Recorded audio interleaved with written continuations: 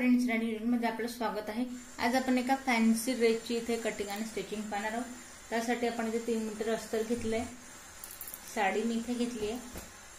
तर साडी बघा आपली इथे बरेच दिवस यूज झाली आहे आणि आता साडी इथे आपली डॅमेज झालेली या पद्धतीने। तिचा आपण हा वाला पार्ट इथे आपण वेगळा कट करूया आणि पूर्ण साडीचा एक फॅन्सी ड्रेस तयार होईल।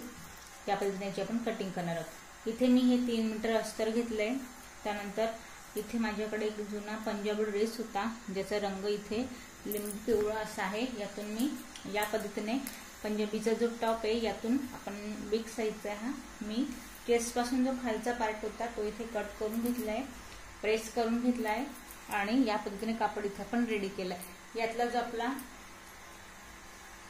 नेक वाला पार्ट आहे वरचा तो मी इथे कट करून घेतलाय। आता यापासून आपण वरचा जो पार्ट आहे तो कट करणार आहोत।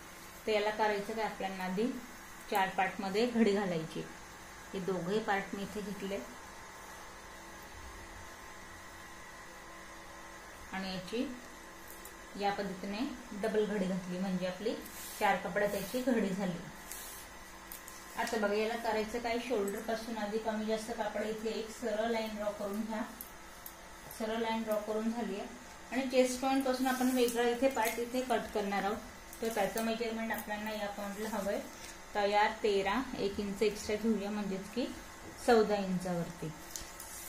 आता यामध्ये आपण जे जो आपला इथे गळा असणार आहे तो पाठीमागचा डीप गळा असणार आहे तो शोल्डर जे मी घेते ते घेते इथे 5.5 इंचावरती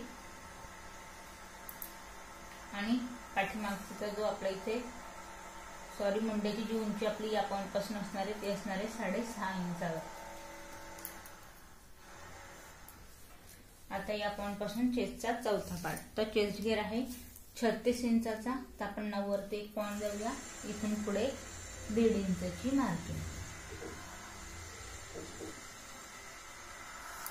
आता या पॉइंट पासून कमरेचं मेजरमेंट टाकायचंय। कमर घेर आहे आपला 32 इंचाचा। तर 8 वरती एक पॉइंट देऊया, इथून पुढे 1.5 इंचाची मार्जिन।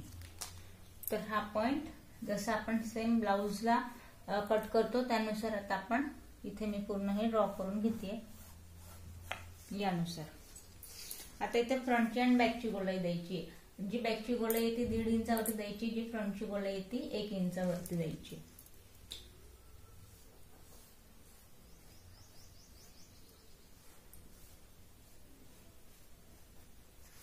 आता बघा दोघंही आपण गोलाई देऊन झालाय। आता गळ्याचा जो घेर आहे तो 2.5 इंचाचा असणार आहे सेम। फक्त आता गळ्याची उंची आपण इथे पाहूया। पाठीमागचा जो गळा असणार आहे तो पसरट डीप नेक असणार आहे 9 इंचापर्यंत। वरती आपण 2.5 घेतलंय, या पॉइंटला आपण घेऊया 3 इंचावरती। आता पाठीमागसाठी आधी मी इथे नेक ड्रॉ करून घेतली। 3 आपण या पॉइंटला घेतलं, परत या पॉइंटला आपण 3.5 इंचावरती एक बाहेर एक पॉइंट घेऊया आणि एक मटका आपल्याला इथे गळा घ्यायचा आहे। शोल्डर मध्ये आपल्याला कमी जास्त करायचं नाहीये, फक्त या पॉइंटला या पद्धतीने आपण आकार दिला। आता आपला हा पाठीमागचा गळा आहे। आता आपण फ्रंट नेक इथे ड्रॉ करूया। फ्रंट नेक सुद्धा आपल्या इथे फॅन्सी असणार आहे। तर त्यासाठी आता इथे एक्स्ट्रा कापड आहे, यातही मी तुम्हाला दाखवेन। पण जो आपला मेन शेप असणार ड्रेसचा तो आधी आपण पाहूया। या पॉइंट पासून या पॉइंटला इथे 7.5 इंचावरती एक व्ही शेप मध्ये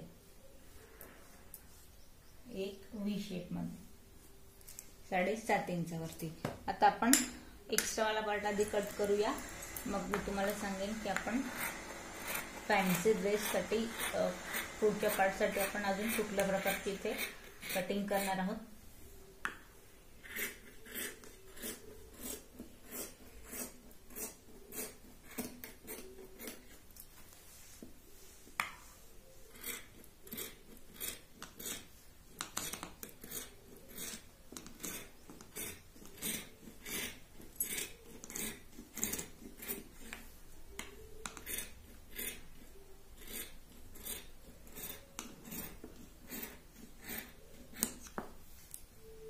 आता इथे आपण फ्रंट आणि बॅक दोघे पार्ट आपण इथे सेपरेट करून घेऊया।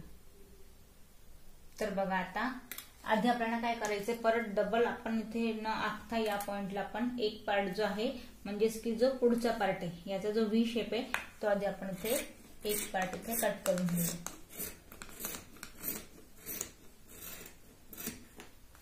आता हा आपला फ्रंट पार्ट असणार आहे, याला आपण सेपरेट काढून घेऊया. यात काय चेंजेस करायचे आहेत, ही जी आपली गोलाई आहे, मुंड्याची जी गोलाई आहे ती फ्रंट पार्टला आपल्याला 1 इंचावरती द्यायची आहे. तर हिला आपण परत या पॉइंट पासून अर्धा इंच पाठीमागच्या पार्टपेक्षा हिला आपण कमी करून घेऊया. तर हा आपला पुढचा पार्ट झाला. आता पाठीमागचा पार्ट जसं की आपण आकार दिला इथे,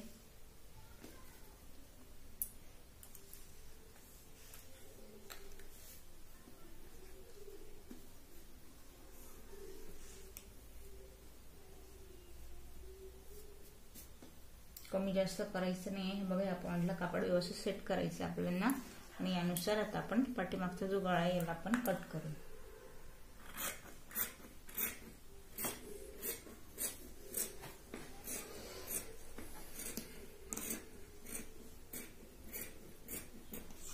तर आपला पाठीमागचा पार्ट या पद्धतीने. आता पाठीमागचा पार्ट पण आपला रेडी झालाय. जसं की मी तुम्हाला मगाशी म्हटलं आपल्याला फॅन्सी ड्रेस इथे स्टिच करायचा आहे.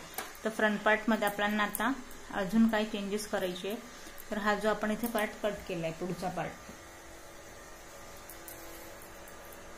या साठी मध्ये, हा जो आपण नेक इथे कट केलाय या साईडला आपण फ्रंट साईड साठी एक कापड आपण साईडला ठेवून घेऊया आणि यात जो शिल्लक एक कापड आहे याची आपल्याला कटिंग एक सोपी पद्धत दाखवेल. उरलेला जेवढा कापड आहे याला हा जो आपला फोल्डिंग वाला पार्ट, यात परत साडीचा एक कापड येणार आहे, तर याला या पद्धतीने ठेवायचंय. आणि याचा जो गळा आहे याचं मेजरमेंट बघा आता तुम्ही, या पॉइंट आपल्याला एक्स्ट्रा इथे कापड हवाय, तर याचं गळायचं तुम्ही माप घ्यायचं की तुम्हाला किती गळा इथे हवाय तो. तर या पॉइंट पासून तर इथे साधारण आपल्याला याची जी जो गळा आहे ह्याचा पुढचा तो आपल्याला 4 इंच हवाय. तर 4 इंच साठी आपण या पॉइंटला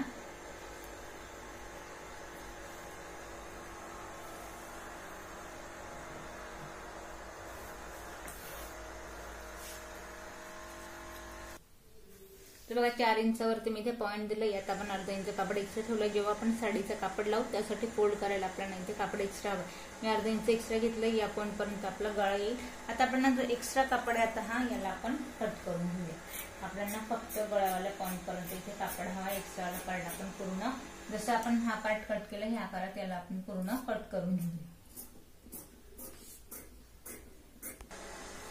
तर बघा आता हा पार्ट आपला कट झालाय. आता आपण अस्तराचा खालचा घेरा इथे कट करायचा आहे. तर मी तुम्हाला जसं म्हटलं आपण 3 मीटर इथे अस्तर घेतले, त्याला मी 4 कापडामध्ये याची आपण घडी घालून घेऊया.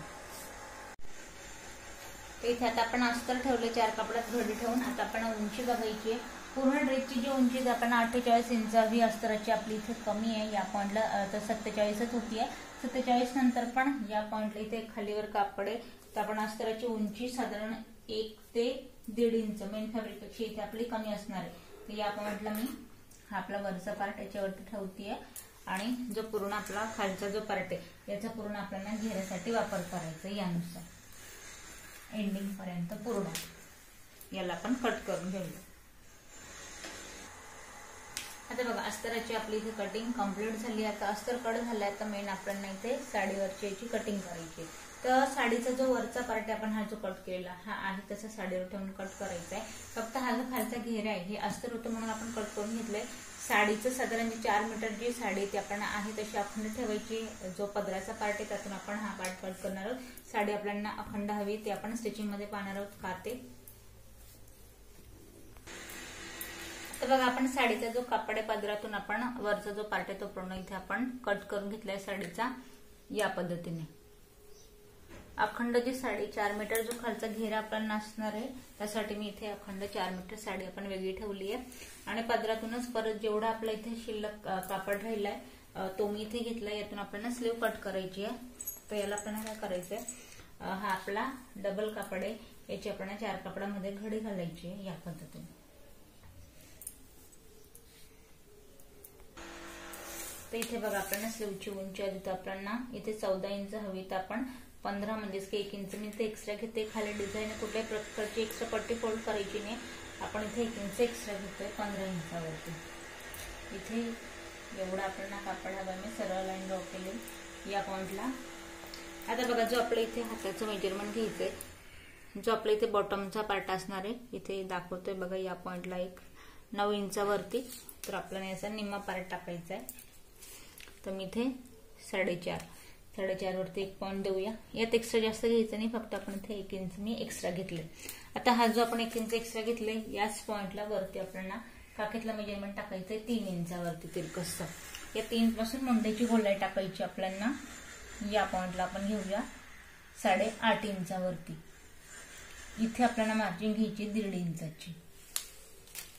या पद्धतीने हलकीशी गोलाई. आणि हा जो पॉइंट आहे आपल्याला या पॉइंटला इथे मॅच करायचा. तर स्लीव पण आपली इथे पूर्ण ड्रॉ करून झाली, आपण कट करून घेऊ.